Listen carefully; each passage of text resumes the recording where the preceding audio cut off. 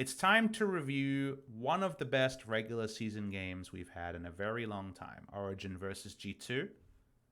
This was a really, really cool game between Origen and G2 Esports. Overdue, given that we had how many bad ones in a row? 6 bad ones in a row, it felt like. Maybe 5. The first game was pretty decent, but, there was definitely 5 rollovers for G2, for Origen against G2 Esports. And the hope was for this to be competitive. And this was a pop-off game. Like, this is a game that my review could end up being short. It could end up being super long. I imagine probably the latter, because there was a lot to review in this game. It was really well played, with also some performances that people will remember for a long time. I'm struggling to think of a better regular season performance than Perks in this game in all of 2019, and you start to think of like amazing 2018 games to find something to compare it to. Like Bjergsen's Akali game 3 against Cloud9, I feel like was the last big pop-off game I can remember. And this was Perk's best game as an AD carry. Also Patrick's best game, probably. Like, Patrick played awesome in this game. But Perks also did a lot of stuff that I really want to talk about. Like, I was going to review this game anyway because it was so awesome. But because Perks really played with my mind and plays with expectations of what an AD carry is and isn't, it made this game an even more must-review game. So let's get to it. G2 Esports versus Origen. Best match we've seen in a long time.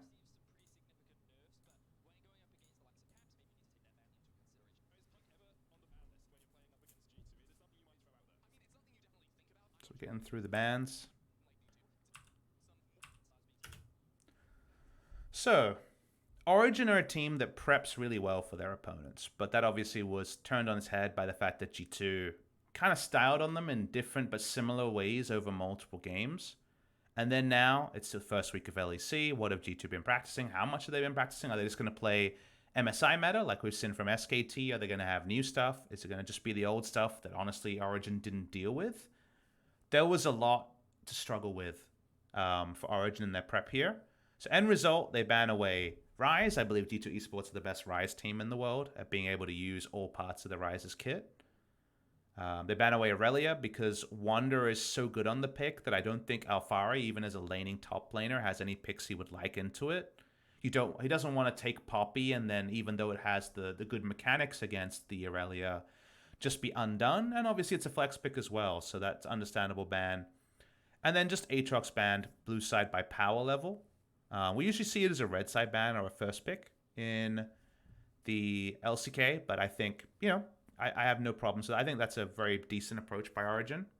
And then the support bans, we see a lot of support bans in the LCK, usually on blue side, but the shoe's on the other foot here, right? Because Origen don't have the ability to first pick Ryze, Aatrox, and Aurelia and get the same value that G2 do, and you don't want to give away any 2 on red side, so they don't ban any supports.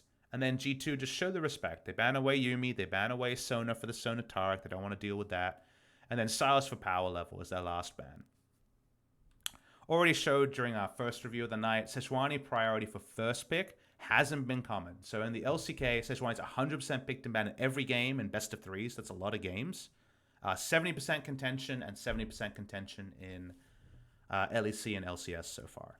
So in Korea, you think it's like you wouldn't even consider it being anything other than a first pick Sejuani.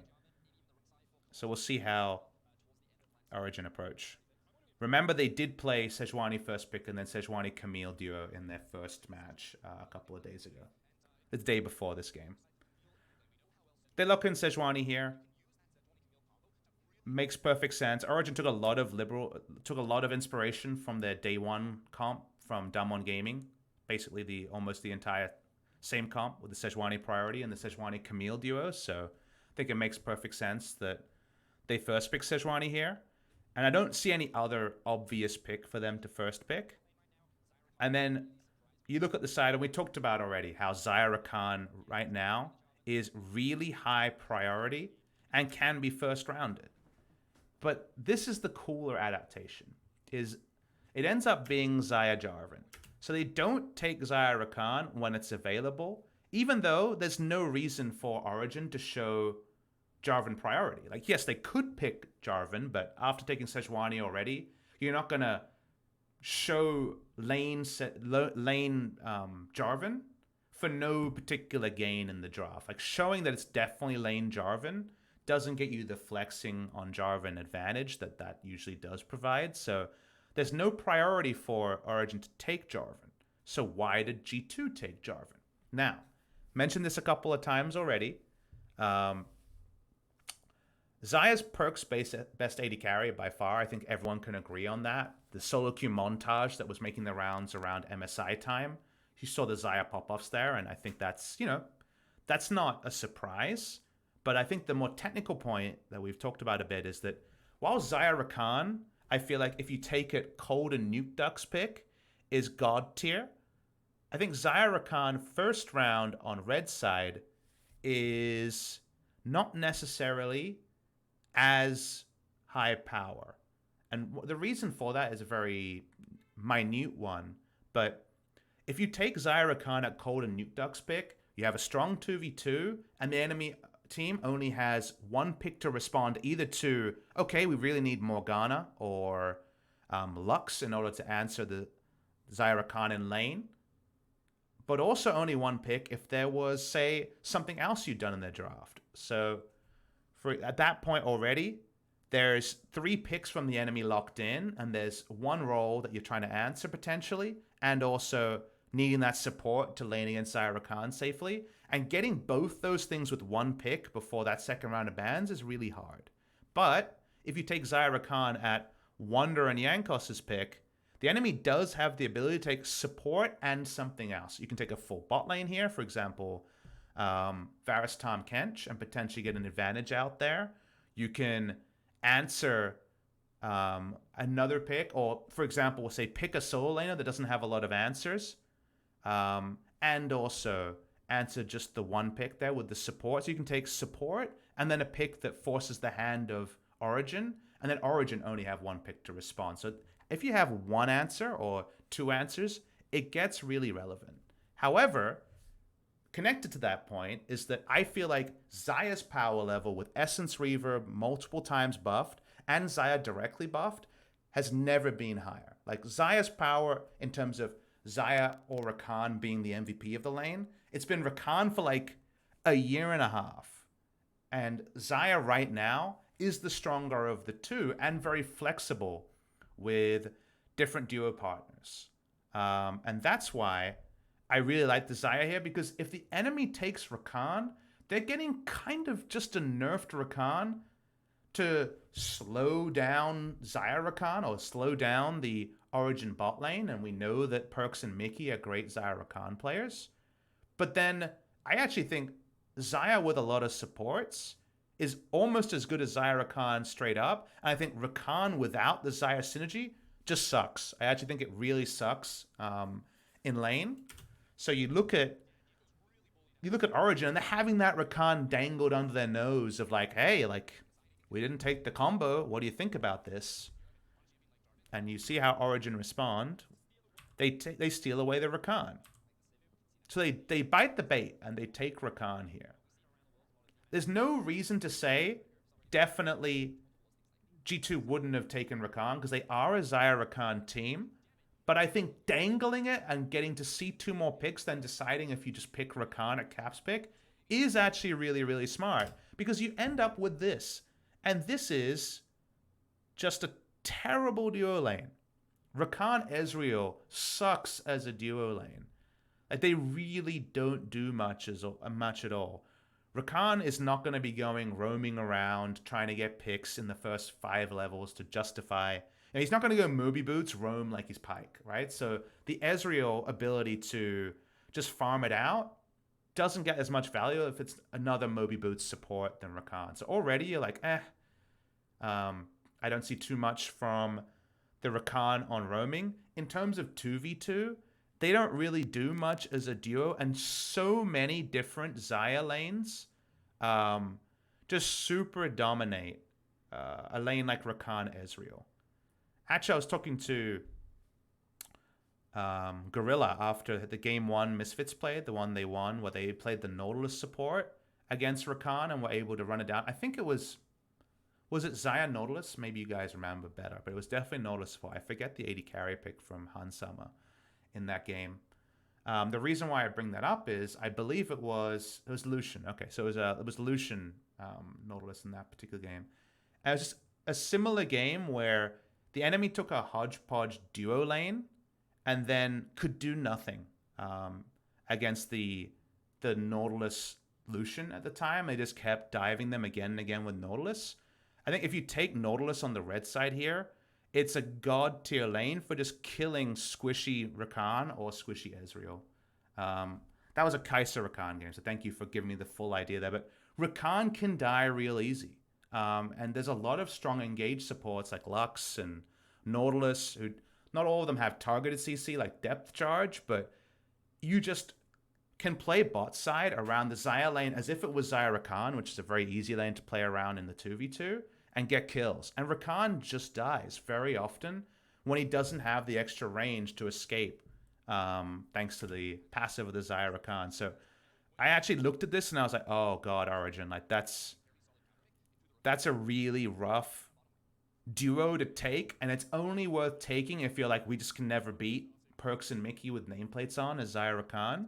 And the punishment in the end ends up being one of those Rakan punishments that we talked about before in the Morgana, which is a very similar thing of just hit a binding, and then actually Xayah will do a lot of burst damage. It's not quite Nautilus, but it ends up being a very winning 2v2 for the side of G2, and it didn't cost them anything. Because Xayah right now is super good, and Rakan is like cherry on top levels of good. If you've got the Xayah, it's okay, but if you put a cherry on the top of a bad cake, it's still a bad cake.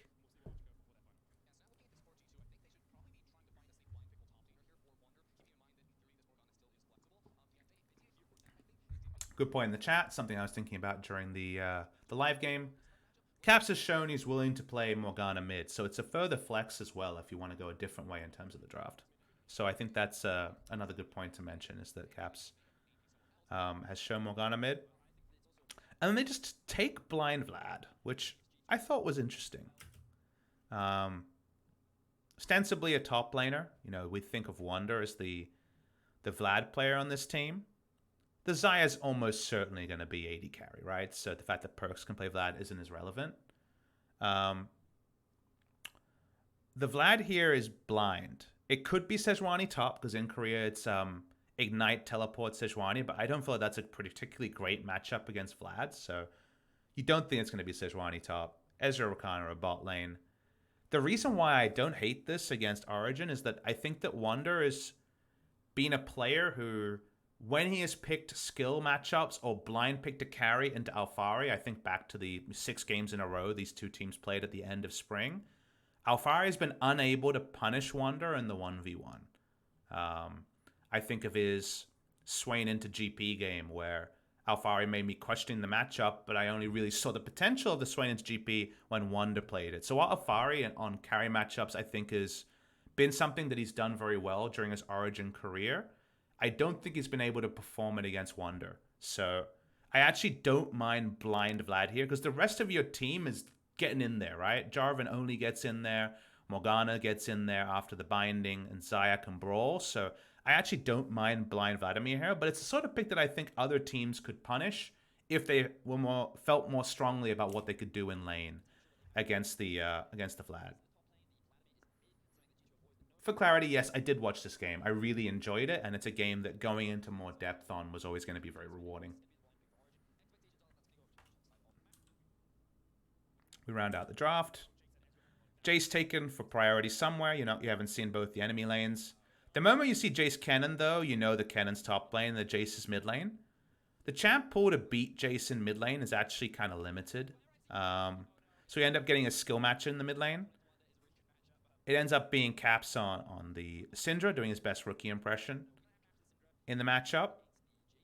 Hexdrinker is really big in this matchup that can swing it. Jungle intervention as well. They got the jungle advantage in terms of ganks, because The only lane that has the pre-existing Sejuani synergy we've talked about, melee damage laners with the Sejuani permafrost combo, is Hammerform Jace. So I think Sejuani is definitely going to consider camping mid, but it's conditional. Meanwhile, the Jarvan, as we know, can go anywhere. So we'll see how much time Cold plays around mid lane. I think there's almost no reason for Cold to ever go top. And bot lane, there were nerfs to Morgana. So with Morgana's window on her Black Shield going up, given that the cooldown is longer, there are times you consider going bot, but Sejuani definitely has a lot more conditional lanes to work with. And if you're going to play Jarvan, it's there's definitely potential in the lanes for him to work around as well.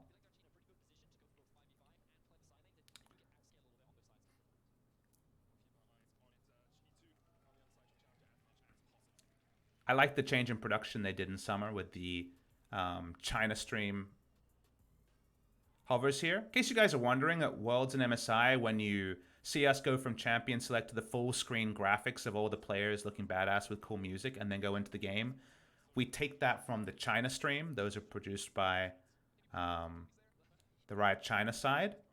And this is EU taking a note from their production and doing it in just kind of a different way, showing off the crowd and the sponsor badges and stuff. So it's pretty cool. Shout out to EU production. Something different.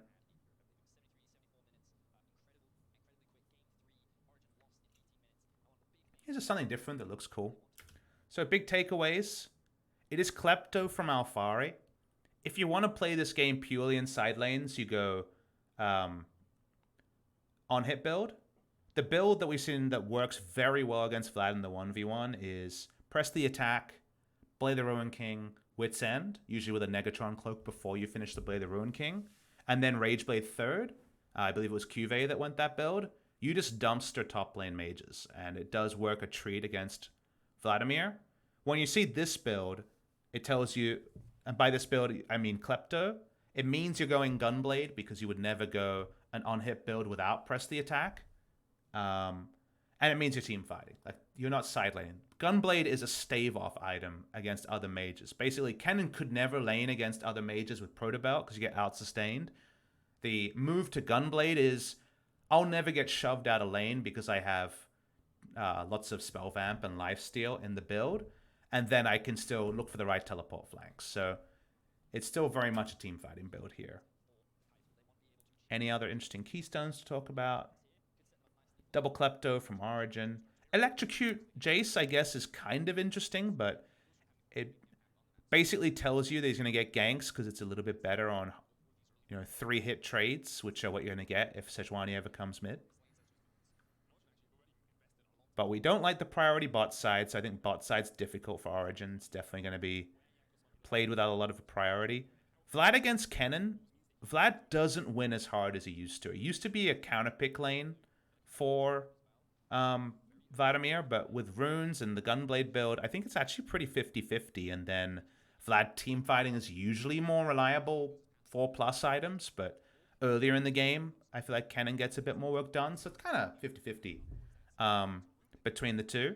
It's a Ruby Crystal start coming through from Wonder. Someone in the chat here, Scuffy, asking, what do you think about the Doran's Ring Vlad that Chaos playing? I think the choice that we see, and I've finally had enough time to really think about this, so I'll give my full idea about it. We saw in Korea Doran's Ring against Kennen, and the theory is you're taking a lot of auto attacks. Those refresh the passive of the Doran's Shield a lot. Why not just go Doran's Shield against any auto attacker, for example, Jason Kennen?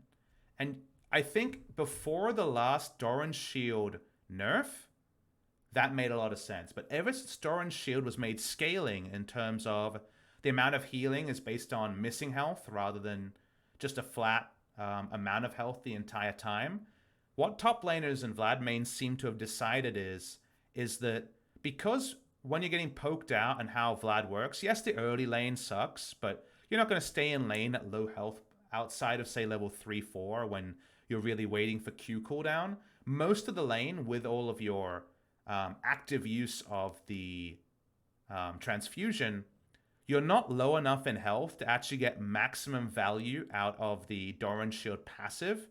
So actually just having the double scaling AP and health, or a fat stack of health towards your first item, like a Ruby Crystal, is preferred, because the second potion, if you're always staying a little bit over half health, like maybe 70% health the entire laning phase, is more flexible.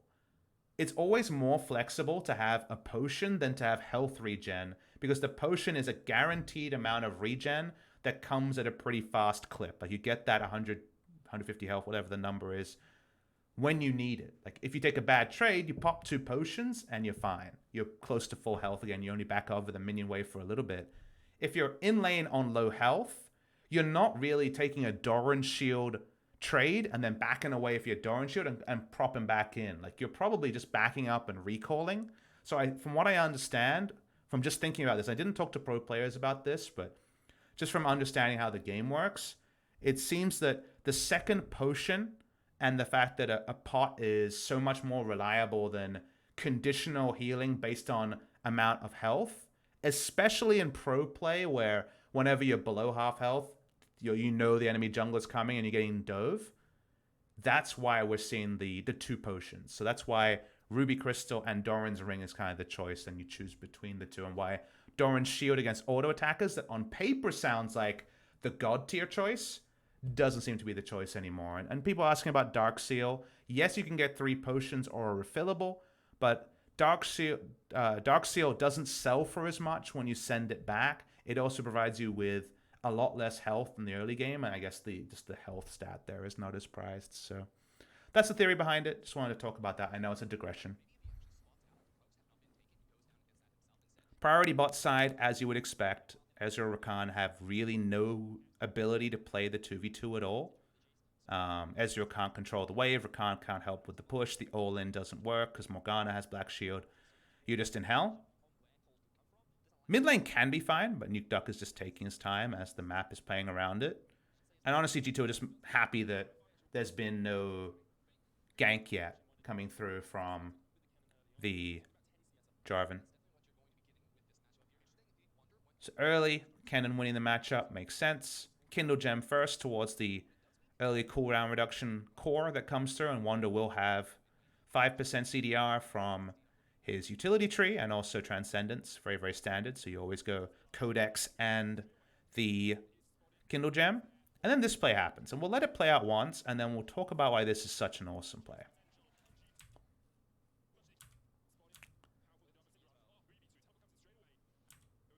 So what happened? Let's go back. So Xayah Morg just on a normal back timing, and Cold is spotted. Normal so far. That was the deep ward they put down earlier to spot Cold looking for a gank. And we talked about how Cold wanted to set up around mid lane ganks. It's electrocute Jace. He's the one who can go hammer form and stack up that permafrost. If you ever see Syndra lower than about 80% health, they can one rotation her almost instantly. So that's why Sejuani was always bound to be going mid lane, and she spotted walking up. Now, Xayah's already on a recall. So Xayah was already choosing to recall before they knew Sejuani was going to enter this jungle. Has double longsword, but watch how this play works. Xayah very early teleport, and why would Sejuani ever be looking at that area to see the teleport coming through? You would never expect this TP from the Xayah in a million years ever. Already surprised to see Yankos beside you, right? Cold is just like, okay, I see him coming in the brush. Like, whatever. I can always get away from this. I'm Sejuani. Caps turns on him. Notice also that Caps never gives away anything here. Caps knows he's in this brush, right? Watch Caps' lane positioning, knowing Cold is there. Walks up, auto attacks and misses a minion, walks up again. Caps is masturbating in this case. He knows they're going to kill Cold on the turn. The funny thing is, without perks there, they don't make this play up because Sejuani has both Flash and Arctic Assault to get out. So consider this. Sejuani is like, ooh, a gank mid lane. Doesn't know he's being teleported on. Usually when you're teleporting in combat, it's going to be seen out of the corner of your eye just because it's going to be somewhere that the enemy is gone and path around. They don't know Xayah's coming in here. Xayah's just left lane. You assume she's teleporting back into bot lane. Jankos walks up, also doesn't show that he has any idea Sejuani is there, and Caps is playing like he has no idea that Sejuani is there.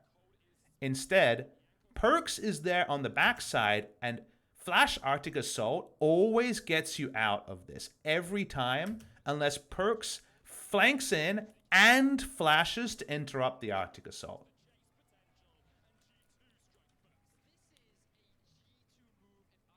And I love the call from Vegas, because I'm already there watching this game, and I'm like, oh yeah, like this is awesome. You know, I've watched my week of LCK, and the games have been up and down, and not some great games.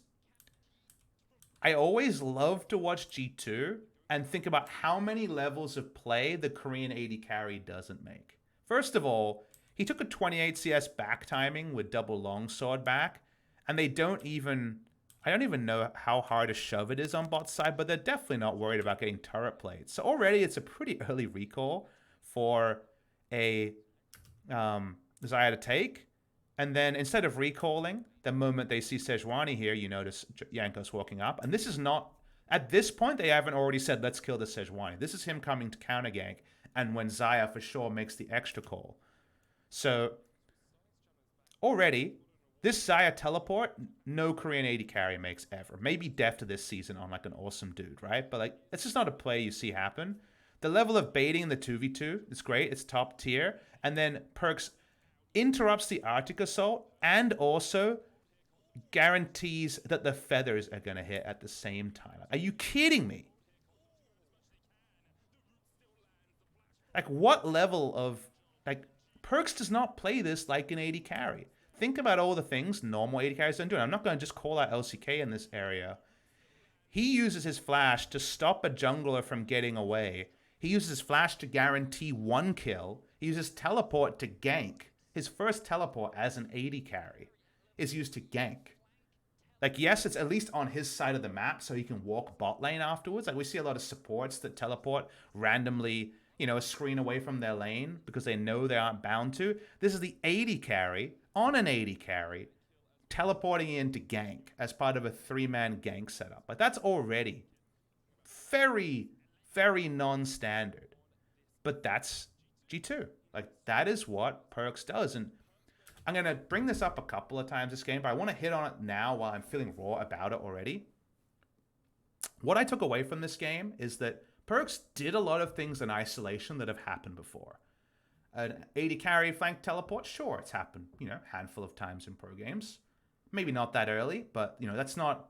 Your mind's not blown by that. You know the Vince McMahon reaction meme where he gets progressively more and more off the chain about, like, things? Like, the first level here, like, Vince is not that impressed with the TP gank here. Like, anyone could do that. Like, it's just a thing that can happen.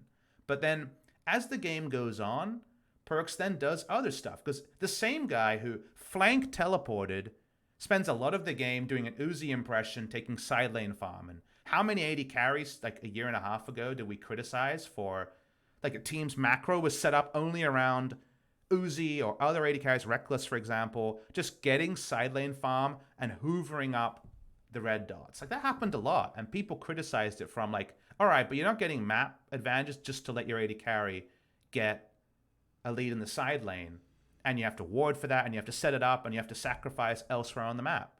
And definitely 2017 Reckless, one of the best examples of that. I think 2018 Spring regular season would also be a pretty good example of that for Fnatic. But again, that's been a place how it's criticized. But Perks does that this game as well, and you're like, all right, so you're being selfless in ganking, but you're also playing side lanes. All right, that's weird. You're kind of doing a bit of everything. Like, are you just wishing you were a mid laner, you know? Like, the mid lane TP, like we saw, would have been a very standard one. The bot lane, the mid laner who changed to bot lane that did that TP makes a bit more sense. But then the selfish farming side laner is some 2017 AD carry stuff. So you're like, oh, like, all right. So you're both being selfless and selfish. Well, then does that just mean you're not going to get your gold? What I learned and kind of the galaxy brain bit about Perks this game, and I'm gonna bring it up again, so that's why I'm touching on it before all of the evidence is clear on the screen, is that Perks doesn't play AD carry, but he doesn't play bot lane.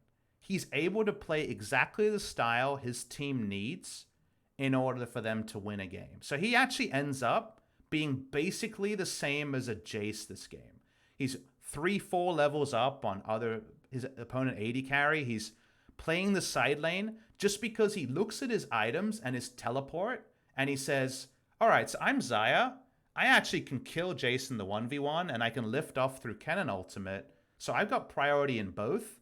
Now I'm the Vladimir. Like, I'm the guy who's in the side lane pushing, and then I'll flank teleport, but I'll also be in position to team fight. Like, not everyone from G2 is ahead. Caps is actually behind in a lot of this game, and Syndra doesn't play 1-3-1 very, very well. Meanwhile, Origen have Ken and Jace, who love to play side lanes.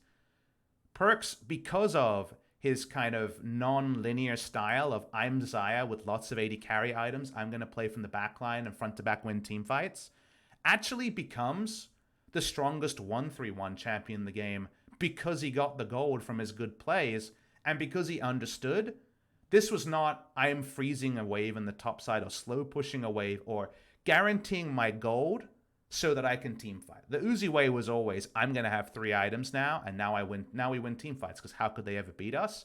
The Xayah played side lanes because she was the strongest side laner, and then Perkz also pops off in team fights. So I really, really was impressed that Perkz, you know, all the interviews around this game were like, top side was trolling, so I had to carry. But I actually, you know, I spoke to Perkz. I got in the DMs and said, like, absolutely, like, this game is way harder for you guys to close because top side is behind. But how many times has Wonder played 3 lanes and carried a game? Caps 1v9 a game. The fact that you understand your own strength and how it compares to the enemy and that you're strong enough to play side lanes on Xayah and then get this game to a point where you can win as a 5-man team is exactly what G2 is about, because it's about picking up the slack of your teammates. They've got superstars. Sometimes there is no slack and they just style. But the fact that Perkz could, in this game, pick up the slack in a way that no AD carry has ever done, both with proactive ganking and also side lane play, was unbelievable. So that's the only thing you take away from this game. Like, this was epically hype. Anyways, we digressed a lot there just because I wanted to be story time with Papa. Can't do that on the cast. We can do that on my stream. If you don't like it, fuck off. Anyway, so we continue on this particular VOD review in this game. That wasn't aggressive fuck off. That was just aggression.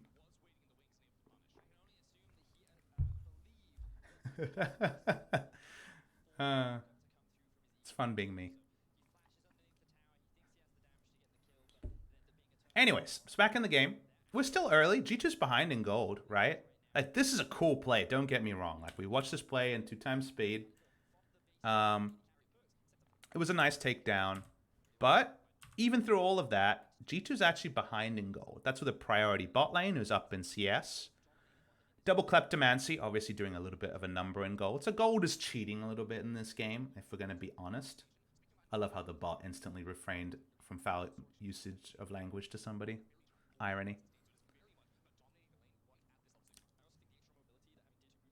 Like, G2 still have work to do in this game for sure. Like, nothing here is guaranteed on their team by any means.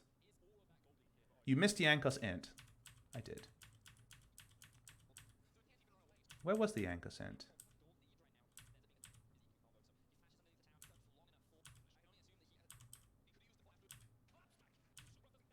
Yeah, I wasn't talking about this very much. Nuke Duck. So this was... We'll talk about this. We didn't talk about it. So Jankos is in a really good spot because they see a chance to pick up a kill, but taking the turret shot here actually ends up being really...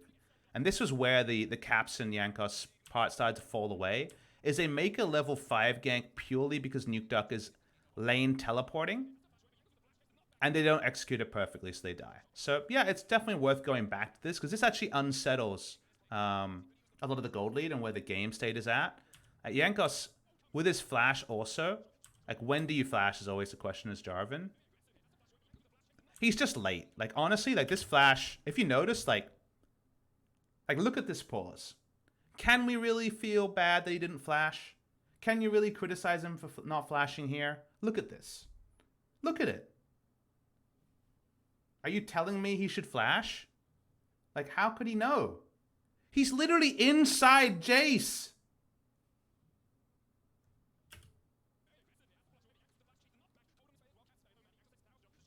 I don't think you feel bad there at all. Like, I think the flash at the end is greedy to get the kill because he didn't have enough damage to start, but like, he's inside Jace. Like, it's a very greedy flash after the fact, but he can feel hard done by also that he didn't pick up the kill. We'll watch the replay again just to see it from a different... Oh, this is a different replay. Never mind.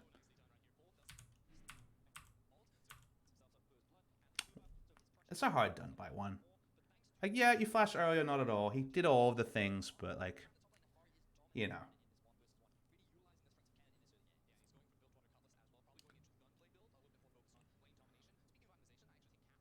So gold lead for Origen.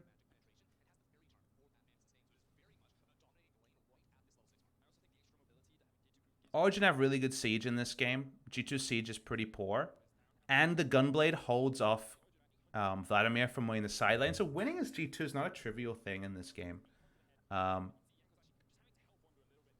the end of the day, like closing out this, it's not a trivial game for G2 to close out because the comps are in a kind of a weird spot. It's one of the better times to have a mid lane Jace. I'm not usually a huge fan of it, but Jace, Ken, and Ezreal as a trio do a lot, and Sejuani's pretty good at kind of staving off any sort of incoming aggro.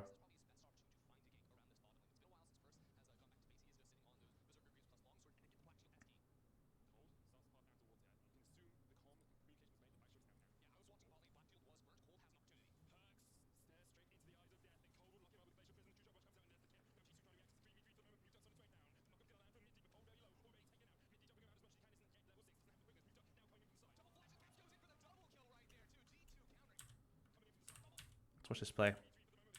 How does this play start? Because we all remember this play. So Sejuani goes in because Perks is alone with nothing. But there's the conga line from the river that I wasn't focused on. So Jarvan and Syndra are going to get there. Jace following slowly behind. So the first kill is guaranteed. They get the kill on Perks. There's no way for him to live.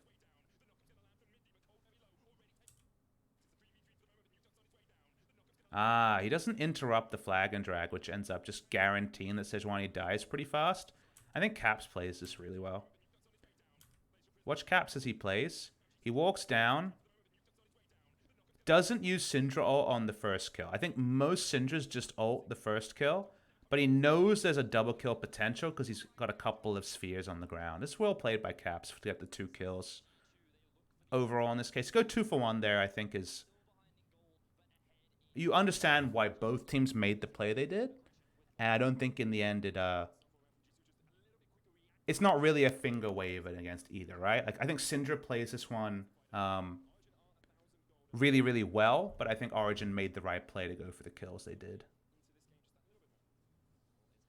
Come for the Ocean Drake. It's a nice pickup.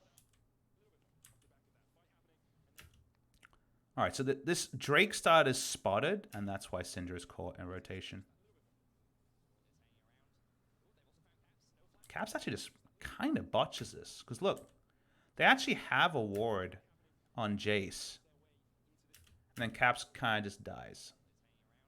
He doesn't respect there being a control ward and instantly dies to the all-in. Huh. I guess that's why Caps was so downtrodden after the game. Like, you are so dead in this scenario. Because hammer hit, you know, Sejuani passive, like you're just gonna die. That's how it goes. They get out. They get the Ocean Drake. Still a negative overall gold game for the side of G2. Caps was looking bot, so he didn't see Jace. Yeah, I mean, it had to be a twofold thing because he didn't have vision in that brush. We know there was a control ward there from the Jace, and he had vision of, and he had potential vision. So it's kind of just a complete disconnect from Caps. I know Caps tries to, you know, quarterback the team quite a bit. I know he's one of the big voices in the early mid game. Oh, all through the game. This is Caps for his double kill bot lane there. Sadly, I don't think we're going to get pro view for like players inting. That's of course to me the more interesting pro view is like, you know, all those deaths we get where someone's in the shop or someone is very obviously not paying attention to the corners of their screen. Like that's when I want ProView as kind of the special referee.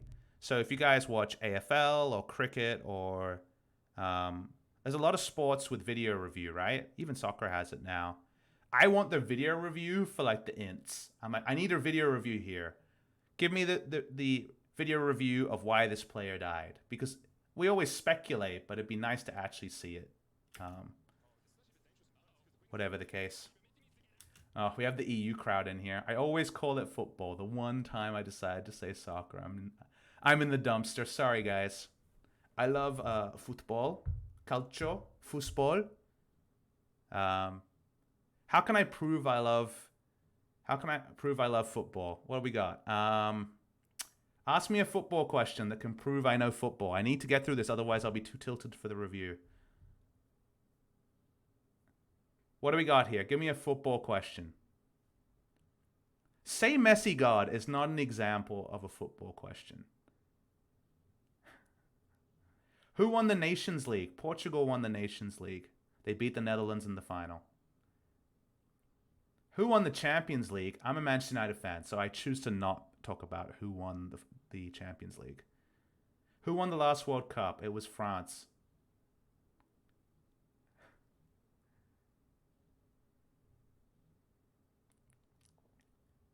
Name one talent from Ajax. Is it Delight, the defender that's getting talked about going to Barcelona or to Manchester United in the Premier League? Yeah, I definitely know. I used to be a big fan of Championship Manager before it was Football Manager. So Championship Manager 2, Championship Manager 97, 98. Like it was at one point I knew the age and stats of every player in the Premier League in that game. So I was a big Football Manager guy.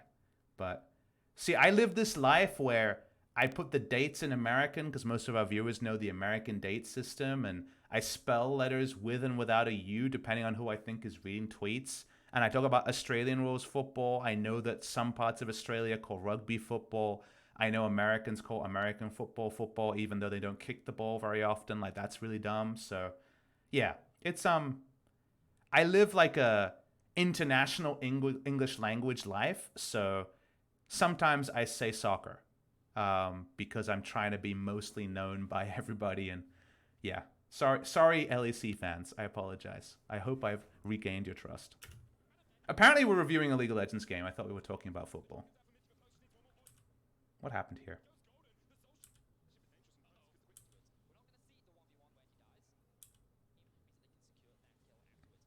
So Mythic camps a control ward brush. And then, like, let's give him full benefit of the doubt. Let's assume Black Shield was just used. Perks took a trade. Very possible Black Shield is on cooldown. How does Rakan no ult Ezreal kill Perks? Like, the only reason to make this play, let's see how much time there really is. Like, when is he revealed? Let's pause it. Like, he's revealed here. Like, he's revealed quite a long time ago. He walks, then Grand Entrance is at max range. And Featherstorm's up. Either you get sidestepped or you get Featherstormed here. And then this is why we talked about Rakan sucking without Xayah.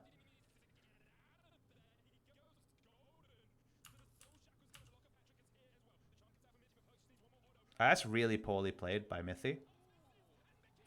And then really poorly performed by Mickey. So I guess they both got something going on.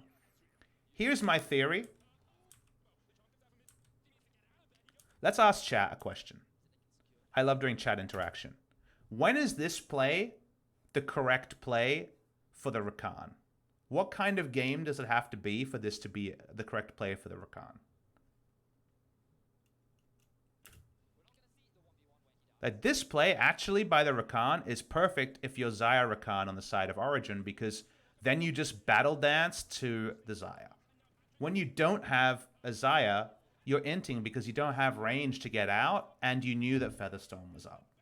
Like, with no Black Shield, which we're giving credit to Mickey, we don't know for sure that Black Shield is down. I think the play is fine. With both Ultimate and Black Shield down. It's, again, probably fine. But I think that's one of those times where stealing away Rakan causes way more problems than it solves, because you're so used to playing Rakan with Xayah that the range change makes things like brush camps way too risky. I think that was a really... Given everything, if Mithy could have that one back, he makes that play never again. Meanwhile, Mickey with that playback probably tries it and still dies to the turret. So it's just funny how those things go.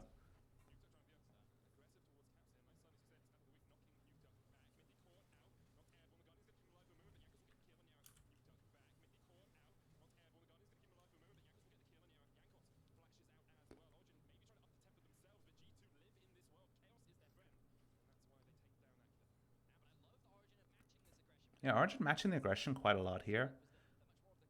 I think it's good to see, but here's the first day in the life of Perk's stream.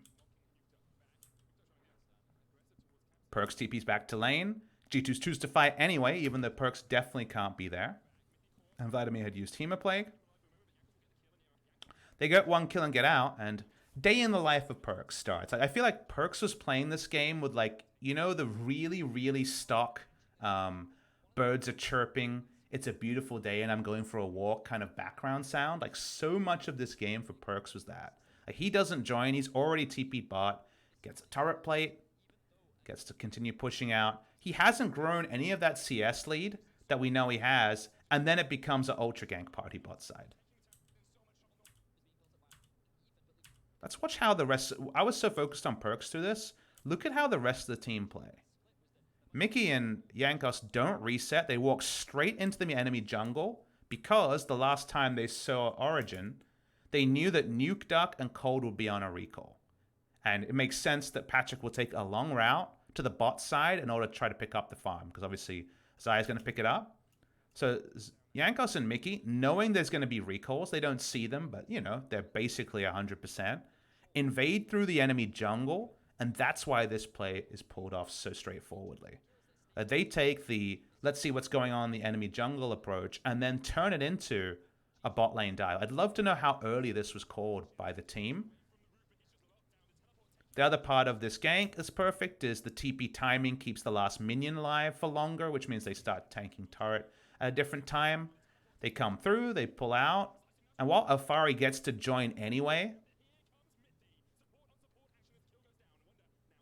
now G2 are in a bit of trouble, though. Like, the opening roam is good. The fact that they can't have all 5 members bot is bad. So you have to, of course, caveat it as it goes on. The double TP almost takes them down, but the initial play from G2 is not the mistake. I think the overstay there is a little bit on the side. It does end up being a 4v5, so we won't call it flawless from G2, but... Ooh. That wall was put down a long time ago, right? This control ward was put down a while ago and gets them a lot of value. I actually want to know when this was put down. So we're at 1241. When did this control ward go down? I think it was just here, right? No, it was earlier than that. It's just here. So this was ages ago. Like, obviously a lot has happened between then and here. Who puts this ward down? Ooh, it's called Cold. Cold puts it down. This ward deserves a name. This ward did a lot of work this game. What are we going to call Cold's ward on the enemy blue camp? His name's Cold, so I mean Frozen is the obvious one. Does anyone in chat have a good name for the ward? Trashy's a good name. Trashy's a pretty popular one. Soccer is a good name. All right.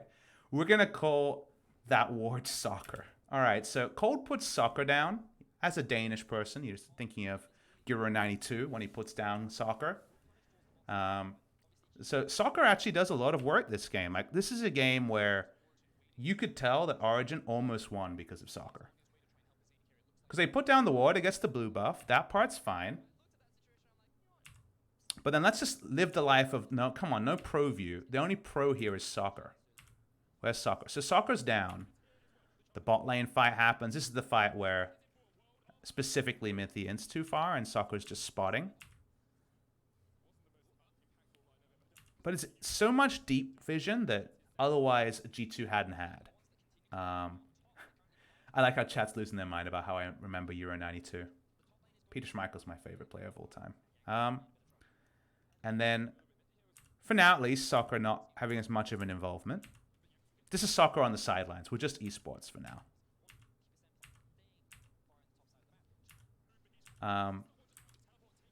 The TP Barty bot side happens, and I already mentioned how I really liked how G2 approached this, with their long route, with the fact that they were able to get the fast kill onto Patrick.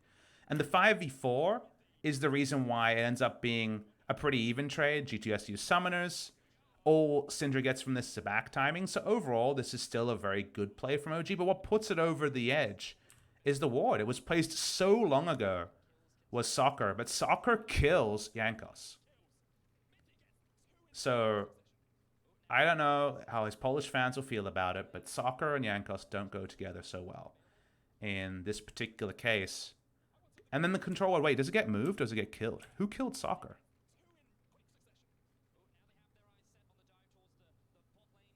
Where did Cold move it? Cold moved soccer. So good news, soccer never died. Cold moved soccer. So this is basically like a pitch movement. There was a bad pitch. The pitch was a bit dirty. The grass was in a bad case, so soccer got moved. This match will continue, don't worry. But who kills soccer? Classic wonder. How can I call him the best in the West if he kills soccer? Now, a Danish player killing soccer makes more sense because it came from a Danish player. But there we go. The life of soccer has now been discussed.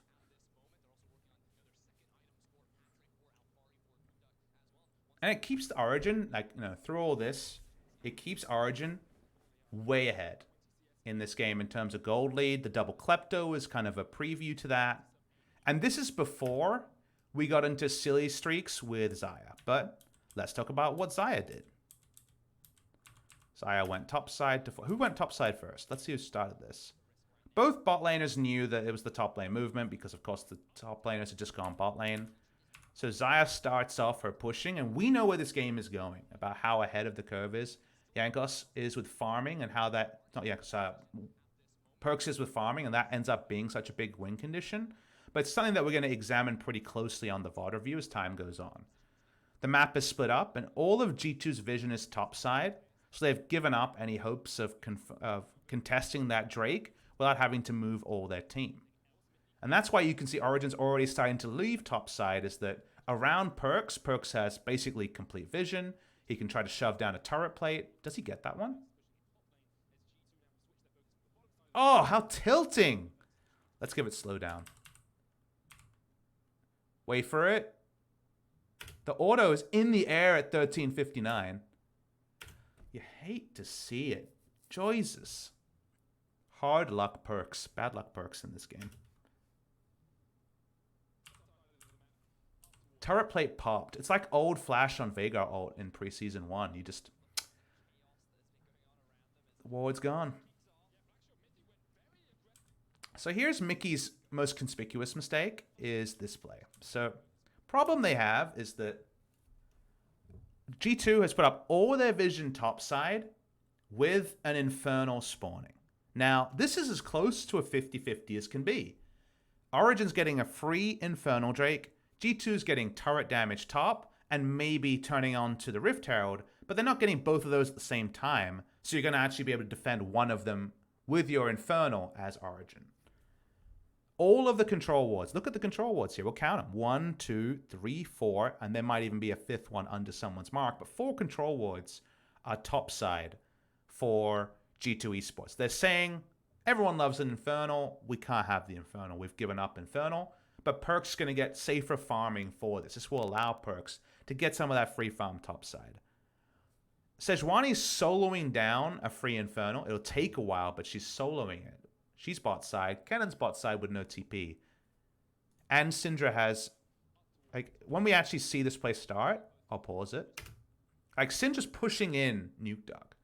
So there's no way for Mithy to have backup here. Patrick's starting to walk up to be at least helpful. Leading in with Grand Entrance here is... what is the best case here? You don't know where Morgana is. You see Jarvan, and Syndra will get there fast, and she has Burst. She has all the spheres on the ground, right? Like, what's the best case for Aegis Mithy to do this? Like, he gets overkilled by Syndra ult by, like, look at this. Syndra ult starts at 50 health. Like, he dies by 700 health. In fact, the Syndra actually wastes ult. That's how much they overkill it by. Oh.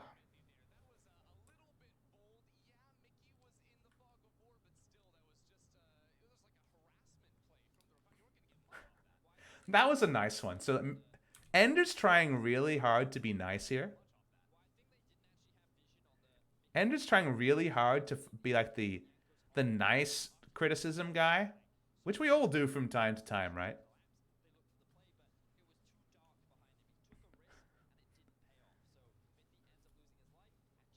Okay, the cost is too low. He said that was a harassment play. Basically, called a harassment play and an optimistic play, which is like kind of what you say when you, yeah. When someone's just made a bit of a boo-boo.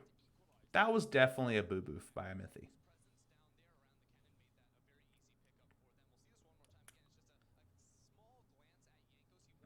With the information available, it's not inting levels are bad from Mithy, but it's tone deaf. And the reason why I have a struggle with this is, what do they know? Like, we get the toggle here, right? Like, when this player's starting, we get this. What do they know? Well, Zaya's not there. Syndra's got a closer walk than Jace, because got priority in mid lane. Jace needs to react to the minions first. My Sejuani's killing the Infernal that we really wanted, and Kennen's pushing in bot lane. Like, that's all you know. They actually don't even see the Vladimir, but obviously it's very unlikely that he's joining. So that's why I don't understand what the perfect version of this play is. It's very weird for Mithy to do this play, and then he just gets overkilled by 1,000,000 damage.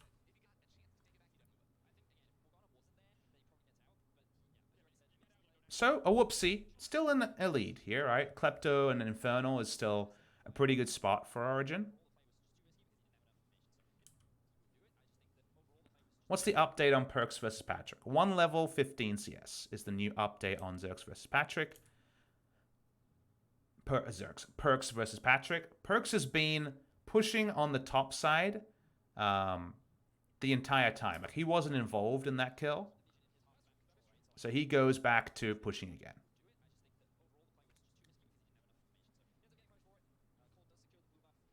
All Perks is doing is very standard stuff. He's pushing on the strong side with control vision and his team in a position to both catch someone if they go to Perks and also gank anyone that comes to answer Perks.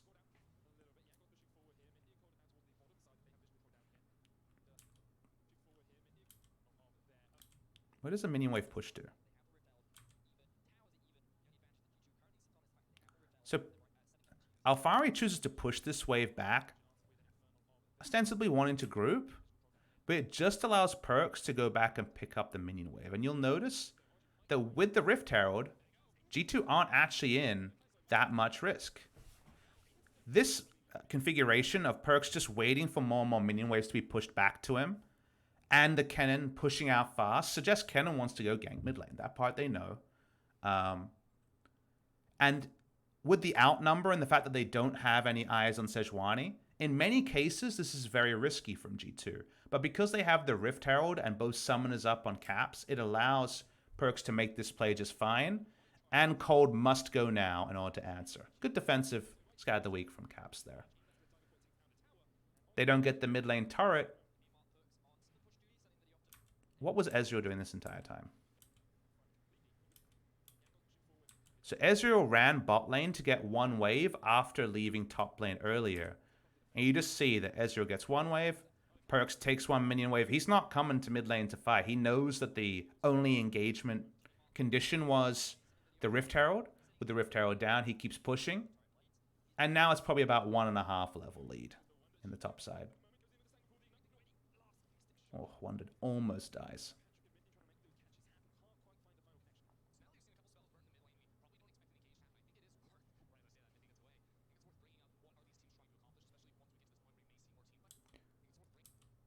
And you're starting to feel a little bit like awkward as Mithy because you're trying to find catches, you're trying to find proactive plays because you're frustrated at Xayah being the split pusher on the top side without teleport.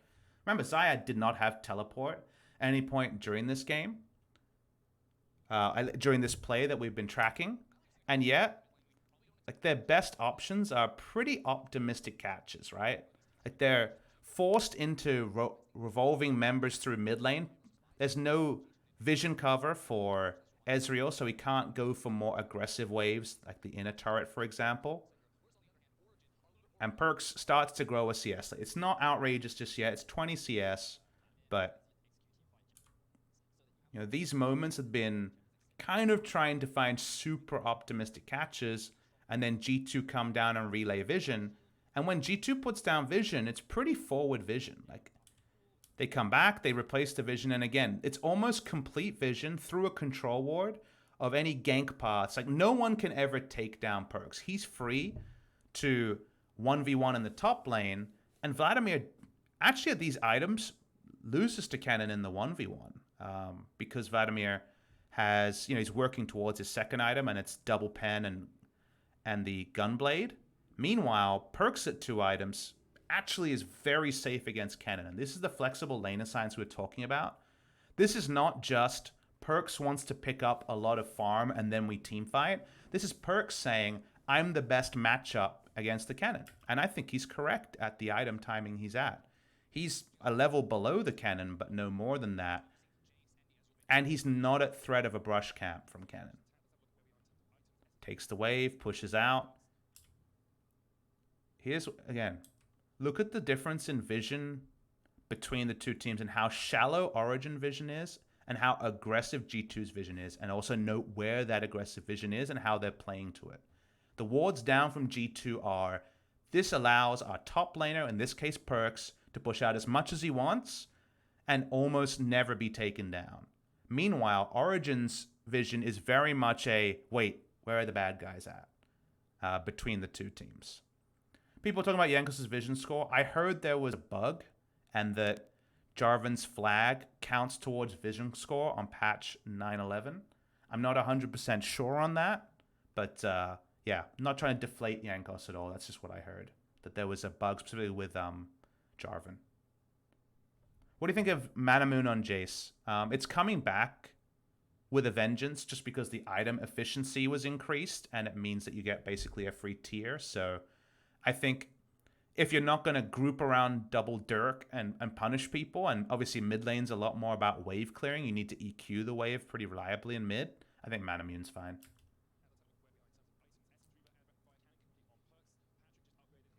The caster, Rusty. Rusty the caster on Twitter. He might actually have a different name now, but Rusty on Twitter linked to a game where Jarvan had like 150 vision score at like 20 minutes into the game because of the Jarvan bug. So yeah, I'm gonna go with bug. Sorry, Jankos.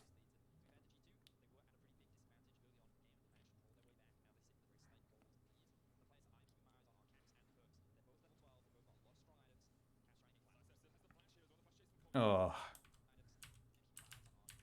So what is...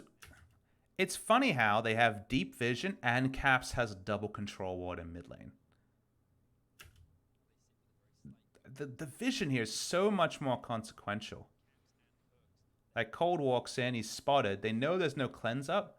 Like, how does Caps get to have double control ward in mid lane? And usually these plays are cookie cutter correct plays because Syndra from behind doesn't really do very much. She can't burst frontline. Like, she does nothing against a Sejuani with health.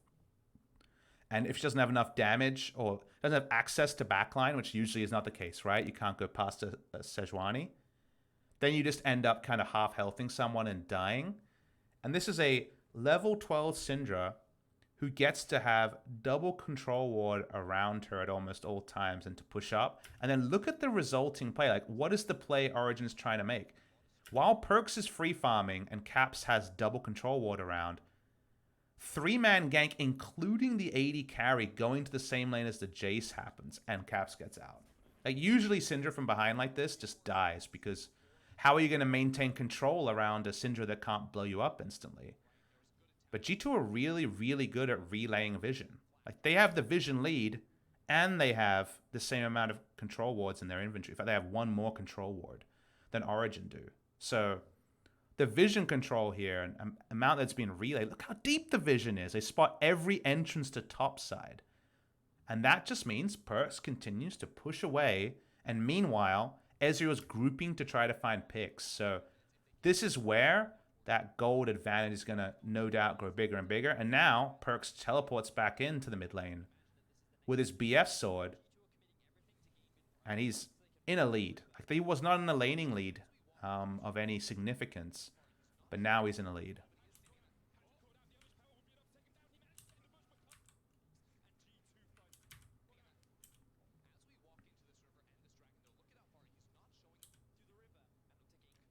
So this is a bit poor from Patrick, who has a fantastic game from this point. He sees a ward be put down, goes to poke anyway, and then gets hit by the binding. Now, the binding is actually halfway between where they thought he would juke to and also halfway through Arcane Shift animation. So, like, it's definitely unlucky for Patrick, but it's also a very avoidable death to die there.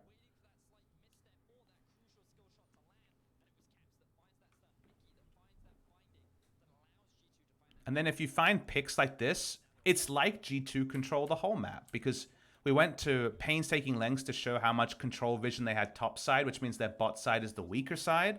And then you get 2 kills, and it turns out you get the bot side, the mid side, the top side. You get all the sides because it's 5v3. So G2 are able to push out vision, make a big play around where they didn't have vision, and get the objective there as well. So kind of just G2 getting everything. And then with Patrick spending something, like, Patrick hasn't farmed in so long. How much farm did Patrick have? It's 21 minutes. How much farm did Patrick have at... What's a good time to go to 15 minutes?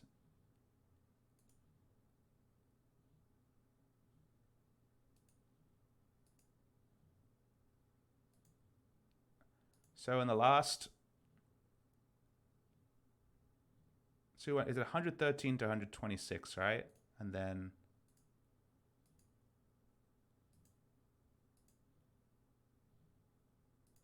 So in these 6 minutes, Patrick got 50 CS and Perkz got 100. He got double the CS over the 6-minute gap because Perkz was under no threat topside. That's insane. Like, all this grouping with shallow vision while Perkz was farming and G2 weren't losing anything.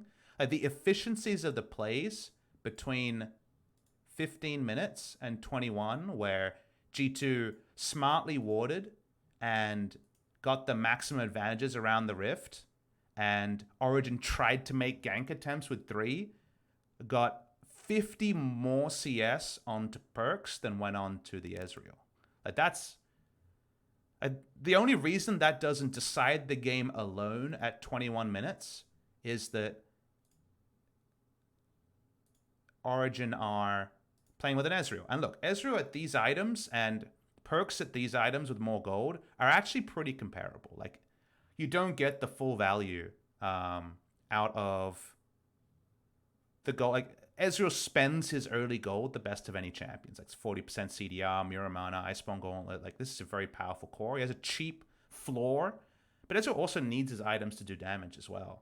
Meanwhile, the Xayah obviously has a very expensive build, but usually there's at least like 5 to 10 minutes where Ezreal's items being cheaper and him being a reliable farmer means that he's the MVP of the game, does the most damage, is the most flexible, and Xayah's like, ooh, I've got, most of my second item, I do some damage, but not that much damage. In this game, that timer is basically none. Like, they're at basically an even power level right now with the BF sword on top of 2 items.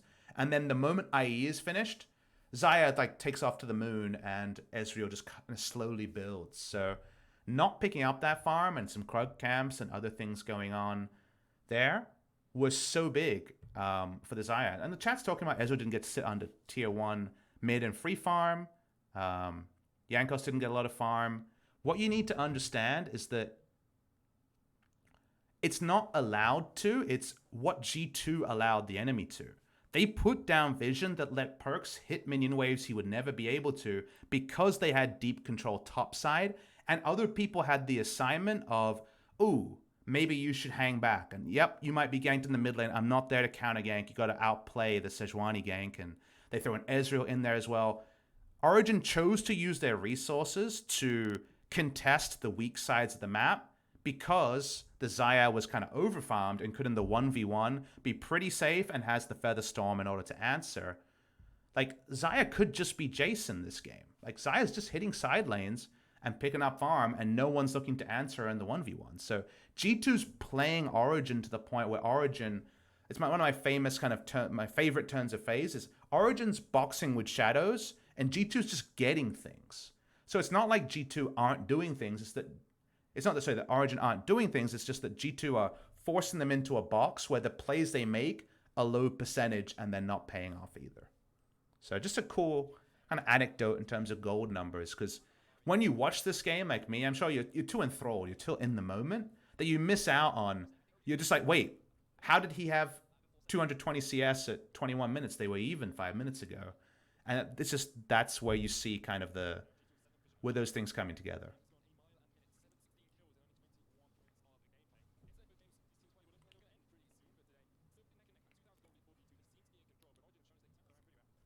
And you just start counting, right? Like, look at this stuff. 1, 2, 3, 4, 5 visible wards. There's one ward on the bottom side as well from G2, two control wards compared to just 2 controls. You can see how vision uptime is so high on the side of G2. It's one of their defining characteristics. Why we tried to push back on people thinking of them as an early game win lane team like IG is, because like G2 are really smart about warding as the game goes on. And their early game, they have some bad habits that get turned on them by good and bad teams. But yeah, some really, really nice warding from G2. And when you have a vision lead like you saw, you get moments like this. They spent so much of this game with a top side control. They even have a slight lead there. It's like 2 wards to 1, right? But while Origen cleared out their wards, G2, freshly shopped, came back, were never under any threat of losing anything, and they have 3 items Xayah. They have more control wards than Origen, and if G2 return to topside with the Xayah and start Baron, Origen have no Baron wards to contest them. And this is the very stock standard vision exhaustion meta that I think people misplay around pretty consistently, even at the pro level. Is the game is so much about, I put down my wards, while you're clearing my wards, I get more wards, and then if you back off after you cleared my wards, I'm going to put down my wards and kill the Baron, and you don't have any wards because you didn't have time to shop. Like, it's very much the team that controls an area first has a big advantage, because if they choose to pull away and you don't actually have the power to take an objective, let's say you own an objective from 16 minutes onwards, well, we're not really strong enough to take the 21-minute Baron, but we killed your Baron wards, but then we don't have any wards, and you went and got more wards, and then we don't really have the damage to kill a Baron. We're not really sure if we can kill you, and we can't see you, is kind of the way the vision exhaustion meta goes, and that's kind of the spot that Origen is getting themselves into quite a bit around this time. There's the blue trinket used. Blue trinket used, and guess what? No ways to check the Baron. Now, Xayah's not on the Baron. G2's not doing it this time, but next time, you might not be so lucky.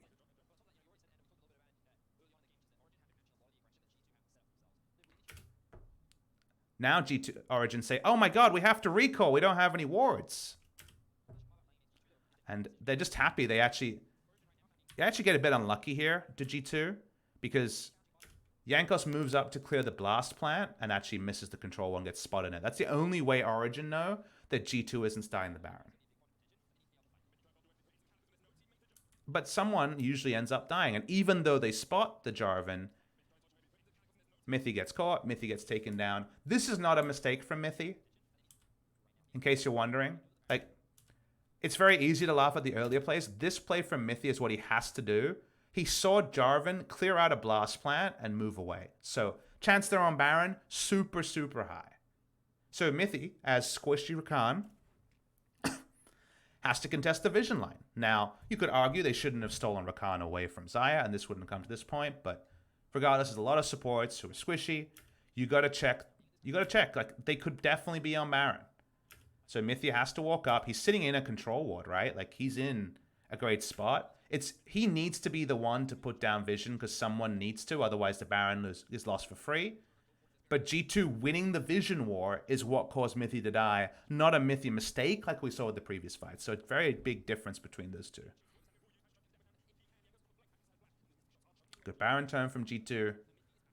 It's send a Hulk Jarvan, so you can Baron turn to your heart's content. They don't get the Baron this time, but they force out another check. Origen finally get to walk up, but it's on G2's terms. They're going to back away. They get a Hex Drinker. They buy more control wards. G2's really good at this fundamental, the Baron vision play. That's not a game breaker. That's something that G2 have that's a fundamental, well-drilled thing that smart players who've played a lot of stage games and listened to their coach are able to do. Many teams trip up in the execution around Baron vision plays, but G2 have the intangibles and can do the standard things well. And that's why they elevate in my mind to this great team status.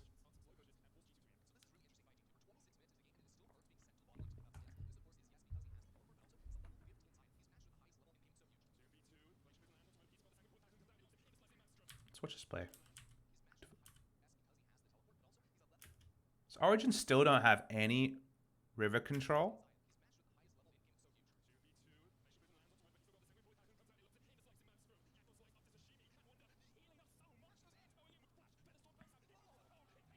Oh, this play was so good. So this play is awesome. This was the start of people getting on the Perks hype train. Now, let's look at the map state. Sejuani's in a control ward, but doesn't have any idea of what's in the river, so of how many allies are backing up. We know that Perks has TP, and Patrick doesn't. We know about that. So let's watch this play as it develops. Now, Wonder goes down. He's baiting at this point. Like, he's pretty sure that Kennan's in the brush. He doesn't know about Sejuani, but he's not that surprised. They have everybody able to react. So they only have 3 people able to react. The only person able to join is the Xayah. Syndra's far away. Morgana's far away. For the enemy team, Patrick can walk up. Doesn't have TP. Jace can TP in. And Rakan's far away. So that's kind of the tail of the tape here, is that Origen can send more members topside. So this ends up being a pretty big overextension. The TPs come from both the top laner and the mid laner and the AD carry. And as the play starts, when the stasis happens and Patrick comes in, it's a 4v3 that will eventually become a 5v4 that Morgana should almost never get to. So this is numbers advantage. This is good for Origen. Like, both teams were trying to bait, but actually Origen were baiting better because Patrick can join. You would think. But then you watch how Perks plays this, and you just know that he is playing in a style that befits his history and not just playing AD carry. He flashes in. Like, consider the thing that happens here, right? Wander's low, Jankos is low, Perks is just with lethal tempo doing auto. Both his laners die, and this is the situation he's in. Patrick just showed up. He's Ezreal, full health. Cold has a lot of health bar, but I imagine his spells are on cooldown. Nuke Duck is low. But with no allies being able to get there, the fact that he opens it up like this with his item lead, because he's playing towards his items here. He knows exactly how many items he has in making this play. It's really nice to see from Perks, knowing exactly how strong he is.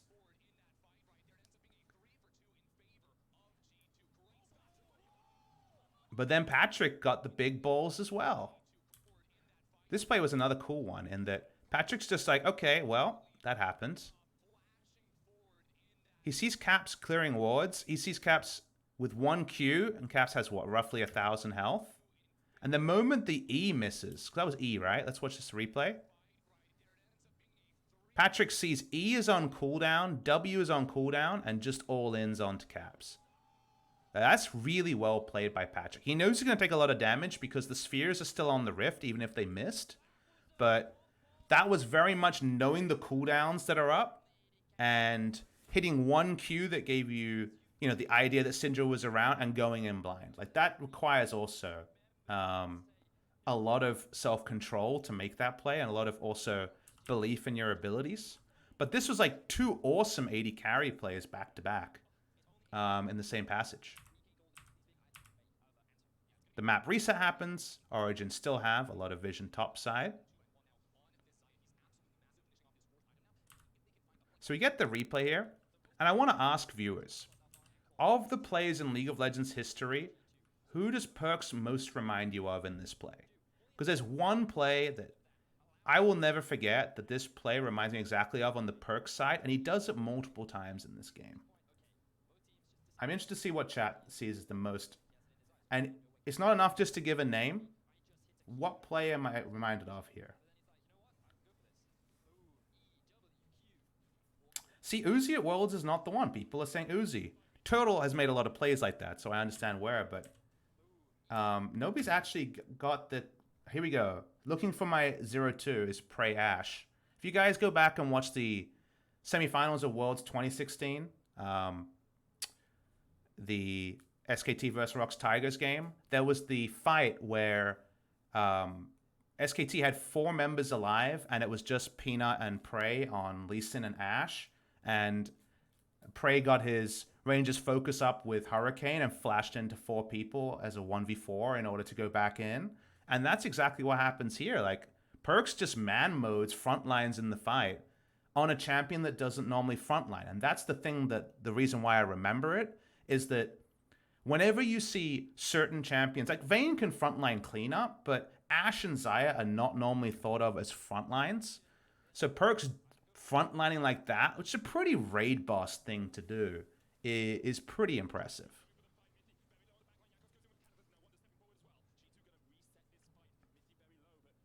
Another Baron turn, but that doesn't actually happen here.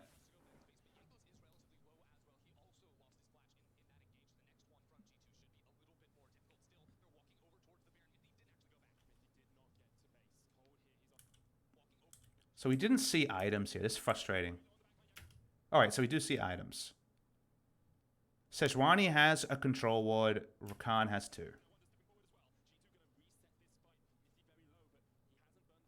So he takes Blasting Plant out. G2 go back to pushing mid lane. Rakan's low enough that he's almost certainly in base, and that's why G2 goes straight onto the Baron. They've got all the wards in this area. Why not, right? Gets spotted. They can see the health bar. He gets another turn. So frustrating to not have control of Baron Pit against G2. They're so dogged in returning to the objective.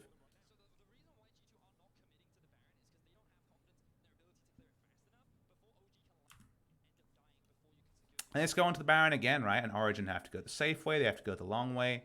Are they face checking the wrong person? Are they not? Oh, cleanse timing from Perkz is awesome.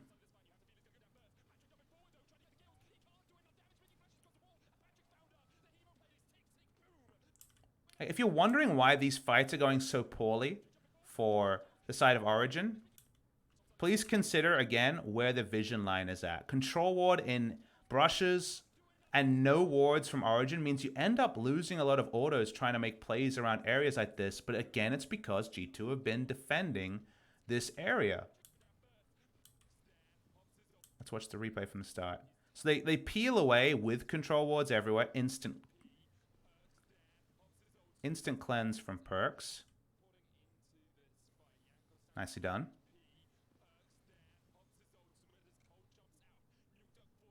So get the first kill onto Nuke Duck. Who got the stun here?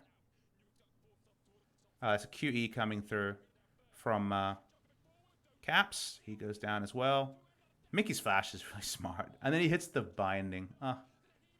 Outrageous. Wait, Mickey lived this? I don't even remember this play. He plays around the W flash.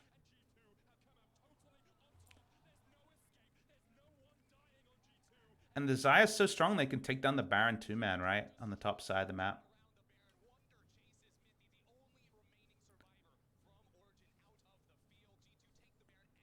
G2 just spent so much time around the Baron knowing that was their place to win the game. And you have to agree with them. Like, G2's best split pusher was Xayah this game. Like, the Vladimir wasn't having any priority on the Kennen. The Syndra couldn't side lane because Syndra in the side lane with Cleanse is not going to work out. But G2 played so slow and steady around the 15-minute to 30-minute mark that was defined by, from 15 to 30 minutes when we were examining and looking back and looking at how much they got in terms of CS on perks, pushing from 15 to 21 minutes on the top side, they've had permanent enemy blue side control and thus Baron control for 15 minutes. That's how long it took them to get the Baron. But they just forced Origen to funnel in awkward spots again and again and again. When, if you look at Origen's comp, they kind of just wanted an honest Kennen pushing into Vladimir, looking for a TP flank. They really wanted to be sieging, right? What did we say about their comp? Well, Jason Ezreal's a really good siege comp. Kennen can even join them. Instead, how much of this game has been about Nuke Duck and Patrick pushing up to outer mid lane turret? They've never been able to do that because the last 15 minutes, Patrick and Nuke Duck have been ganking people or trying to attack weak sides of the map or trying to attack the vision control G2 had. But they've never been able to play their own game. So actually G2 have been playing the game G2 wanted for 15 minutes. And while it hasn't paid off in terms of an objective, by any means, because Wonder was like not strong in this game and they weren't actually able to leverage any lane leads, this was the game plan that was actually the most likely to find them something. It's not an explosive plan. It requires a lot of investment again and again, and it also requires good understanding of when to walk up and when to respect, when we're strong and when we're weak. But this is really, really well played by G2 in a tricky game. Origen were standing toe-to-toe with them for so much of the early game. And then this happens.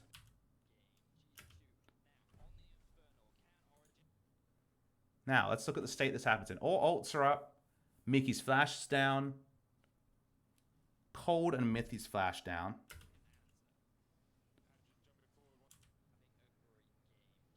So there's a question mark ping on where they assume Alphari might be.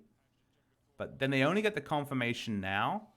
And Alphari just goes straight in super hard and just dunks them.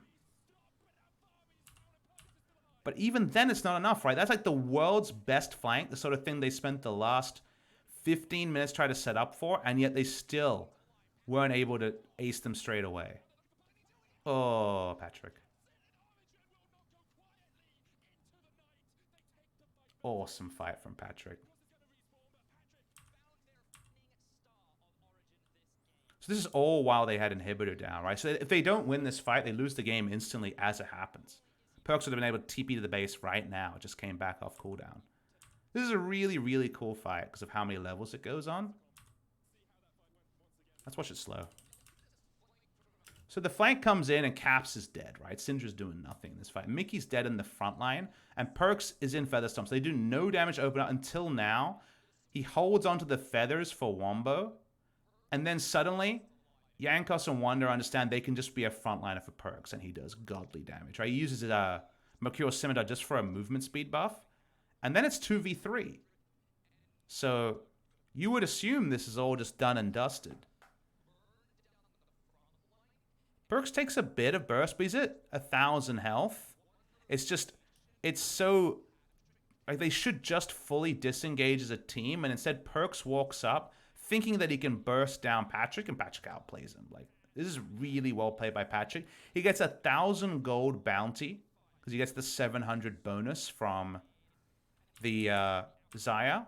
And then if you notice, not sure if you guys did notice, Xayah had a second 1,000 gold bounty behind. That's how much ahead Perks was this game because he had kill gold, he had farm gold, and it overflowed into a double maximum bounty.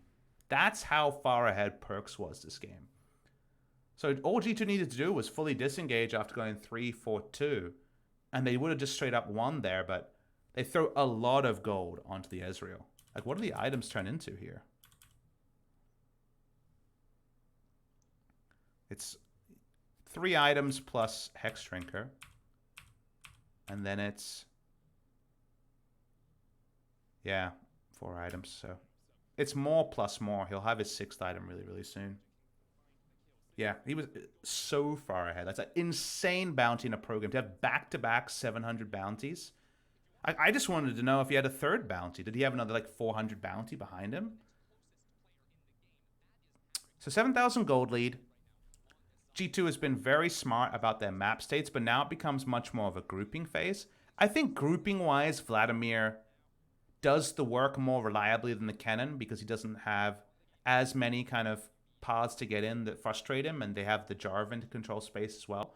But none of that is guaranteed. Like, this is not a foregone conclusion of a game by any means, even though it's a pretty big lead to G2. Like, front to back, I think Xayah just wins because she pushes damage through the enemy, and Ezreal can't do that. But if Perks is trivialized, then Origen can win a fight.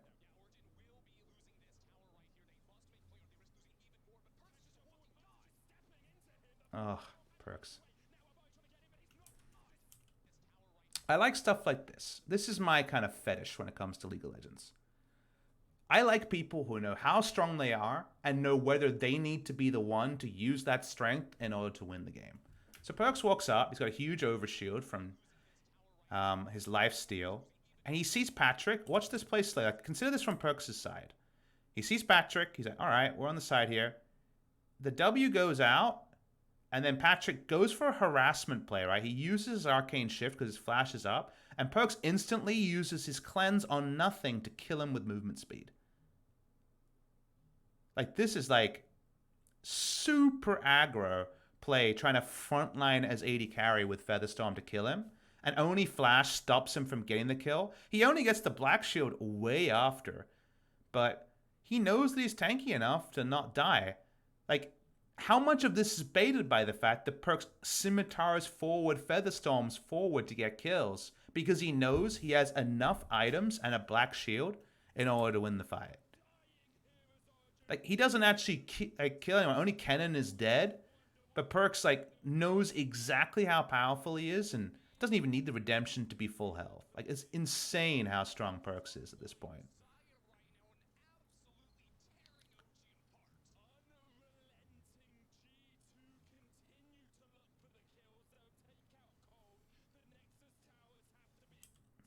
Points about Caps' play this fight. Let's catch Caps' fight.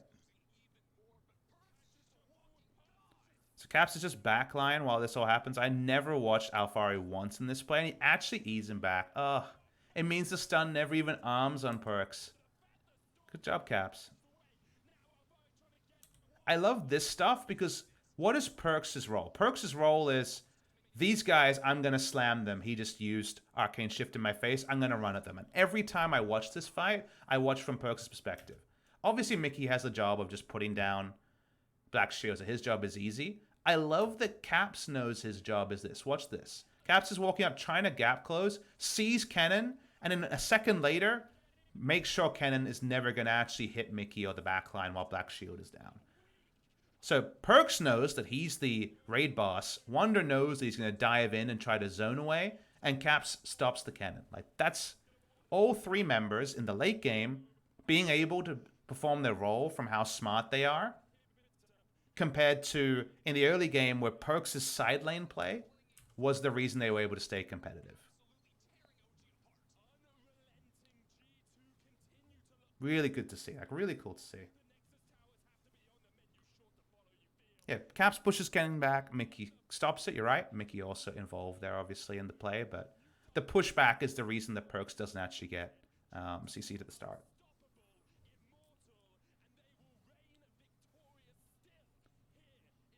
Looking for KDA because that's how G2 rolls. This is a really cool victory from G2 because it was a smart game. Like, I think everyone involved knew this was a great game because there was no essence of Fiesta in this game. The most notable mistakes in this game were Mithy not reading the map state and dying when he was trying to defend a couple of times in the early game, not the Baron defense, as we talked about. G2 in the 3v2, kind of just conspiring to give Origen a lifeline in the game. But other than that, it was G2's really good wards around Baron that were the unseen reason that Perks got to push out for 6 minutes, grow a huge CS lead, and then the Baron play, the confidence to try it again and again and again, was the reason they could close this out. Like it became a game of Baron in hindsight, but it was just a really smart game from G2 after some mistakes in the early game. And from an Origen side, people will look at Mithy and say he played really bad. I don't agree with the Xayah Rakan denial with the Rakan takeover, because I think Rakan Ezreal gives you nothing in the lane. But Patrick was obviously a great teamfight Ezreal in the mid to late game. I think the Rakan play, like, yes, solo mistakes from Mickey for 2 deaths, but I think after that, it was more the sins of the draft than the sins of Mithy's play in particular. This was a very hard game to play Rakan from behind on. And if you don't have Xayah Rakan from behind, yeah, it's really hard. So I really, really enjoyed reviewing this game. I know it was a bit of a longer one, but it was a really technical game with a lot of highlight plays. And then seeing Perks, who's usually Wander or Caps, is playing the side lane and taking over the game. It felt like G2 Perks from Worlds last year, where he was one of the best players of the Worlds 2018 meta, because he can still marry what he is with what he needs to be. Like, he is an AD carry. But in this game, he needed to be the spirit of his old style. He needed to play the side. This TP flank that came in, his too aggressive pushes up because he knows how strong he is. Like, as a mid laner or a bot laner, knowing how strong you are at a certain item timing and how strong the enemy is, and also being able to gauge, like, hey, like, where's my team at? And, like, do we win skirmishes or fights? How do we win them? Oh, I have to pop off. And then doing that, like, for an AD carry, it's a lot of things that are a bit foreign for them. Usually the AD carry is kind of farm-fed, grain-fed in the back line, and he'll provide you that delicious milk at the end. But, like, Perks did it the hard way this game. And that's why I give him a lot of credit, is, like, he was a player who could salvage victories with his solo plays on a mid laner and a top laner. And he still can do that when he needs to on this G2, but also there's many games where he just lets himself get carried, where he lets himself take the back seat, like the AD carry role does more often than not. So credit to Perks for being able to be exactly what his team needed here, because I'm not sure how many other AD carries could play a game quite like that. Shout out to him and shout out to the series. So this was a really fun series. So thank you very much to everyone for watching my G2 Esports versus Origen review. I'm going to take a quick bathroom break, play a couple of ads, come back. We're going to answer some questions, and then we're going to call it a stream. So be right back in about 3 minutes. Thank you for watching.